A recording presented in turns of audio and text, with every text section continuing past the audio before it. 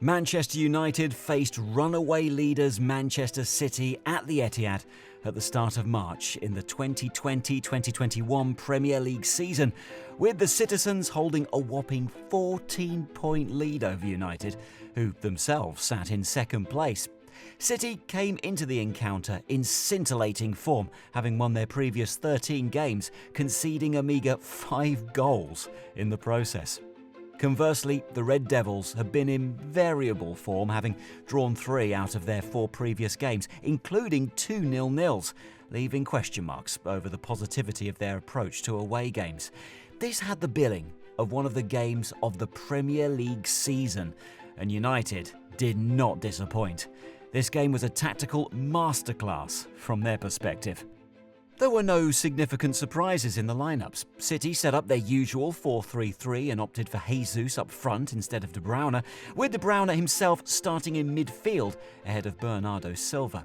United, meanwhile, opted for their usual 4-2-3-1 formation, with McTominay and Fred starting in the double pivot and Martial starting up front. Let's explore why United were so impressive tactically then. Well, United's approach focused on building from their defensive shape. When City built up from the back, United sat in a 4-2-3-1 mid-block. Their approach was proactive, and when play was forced down City's right through Stones, United squeezed tight to City's options in the middle third.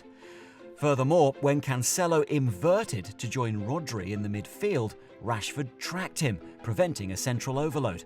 When United were settled and ready to press, they committed Rashford forwards to pressure Stones, with Martial using his cover shadow to block off options to recycle possession through Ederson and play out on the left. McTominay, who was a spare man previously, could now push up to Rodri, and Bruno would shift across onto Cancelo.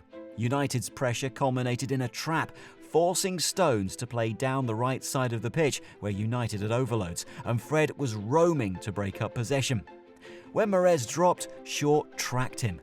When Jesus dropped, Lindelof or Maguire tracked him. De Bruyne often vacated the space and found it hard to receive possession. United's high-octane defensive approach actually forced the error for the first goal. Maguire had tracked Jesus, who was dropping deep to receive down City's right.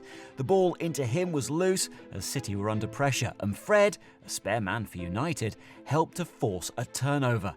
As we can see in this still frame, McTominay and James used their cover shadows to block off switches to Gundogan or Zinchenko, while United's left-sided players retained their roles, which we just discussed.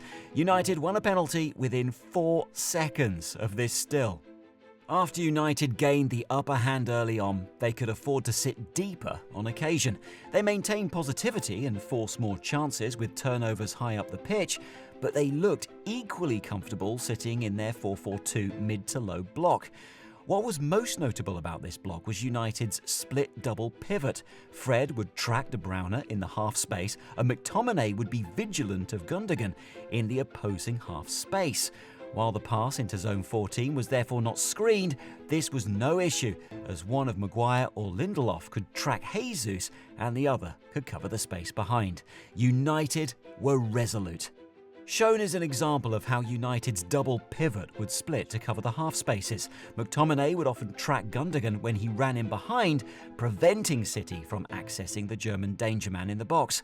City could not capitalise on the relative lack of central coverage from United, with Lindelof and Maguire outnumbering Jesus 2-1 in zone 14.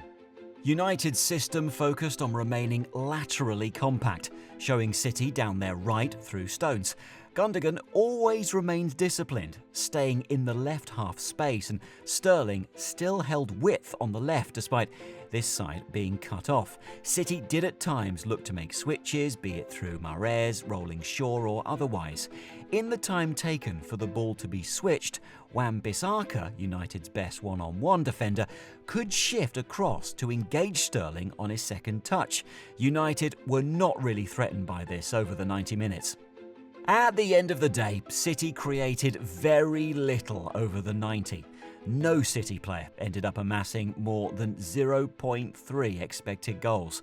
After United scored their second goal in the 50th minute through Luke Shaw, they could afford to sit deeper and see the game out, and cruise to what was ultimately a more comfortable win than many would have expected, at the home of the runaway leaders.